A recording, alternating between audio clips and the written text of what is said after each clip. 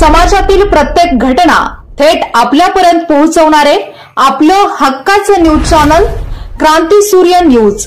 संपादक शशिकांत राजवंत।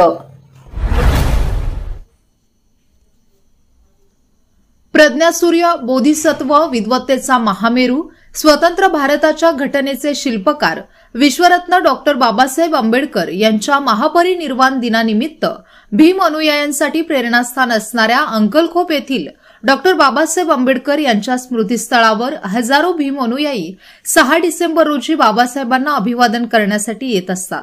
अंकलखोप येथील समाज बांधवांच्याकडून येथे अभिवादन करण्यासाठी येणाऱ्या सर्व धम्म बांधवांसाठी उपयुक्त अशा सोयी सुविधा उपलब्ध केल्या जातात। पलूस तालुक्यातील कृष्णा नदी काठी बसलेल्या अंकलखोप या गावाला ऐतिहासिक महत्त्व आहे। विश्वरत्न डॉक्टर बाबासाहेब आंबेडकर यांच्या अस्थी अंकलखोप येथे असल्याने सांगली जिल्ह्यासह बाहेर गावाहून हजारो अनुयायी अंकलखोप येथे बाबासाहेबांना अभिवादन करण्यासाठी येत असतात।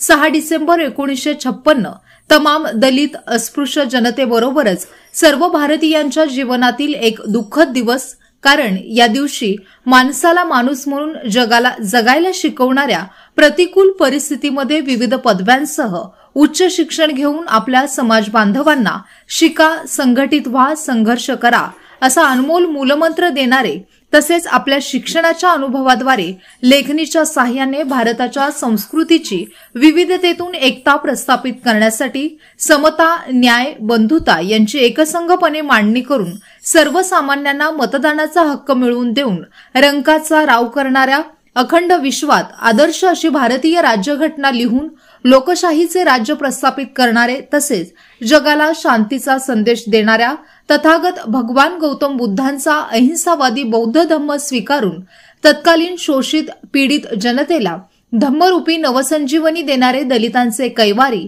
विश्वरत्न डॉक्टर बाबासाहेब आंबेडकर यांचे महानिर्वाण झाले। यावेळी बाबासाहेबांना अखेरचा निरोप देण्यासाठी देशभरातील लाखो अनुयायी मुंबई येथे दाखल झाले होते।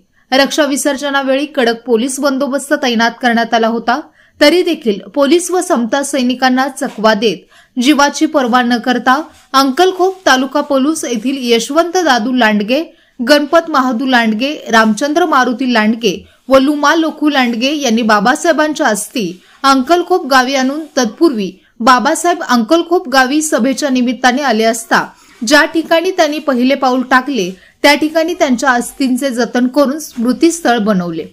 मुंबई येथील चैत्यभूमीवर देशभरातून लाखो भीम अनुयायी अभिवादन करण्यासाठी येत असतात। त्याच पार्श्वभूमीवर सांगली जिल्ह्यातील अंकलखोपची मिनी चैत्यभूमी म्हणून ओळखल्या जाणाऱ्या बाबासाहेबांच्या या स्मृतीस्थळी अभिवादन करण्यासाठी जिल्ह्यातून हजारो अनुयायी अंकलखोप येथे येऊन महामानवाला अभिवादन करतात। ज्या भीम अनुयायांना मुंबई येथील चैत्यभूमीकडे जाणे शक्य होत नाही अशा लोकांसाठी हेच स्मृतीस्थळ म्हणजे मिनी चैत्यभूमीच आहे हे मात्र नक्की।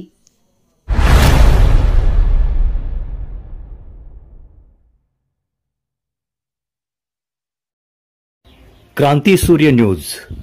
संपादक शशिकांत राजवंत। सबस्क्राइब करा,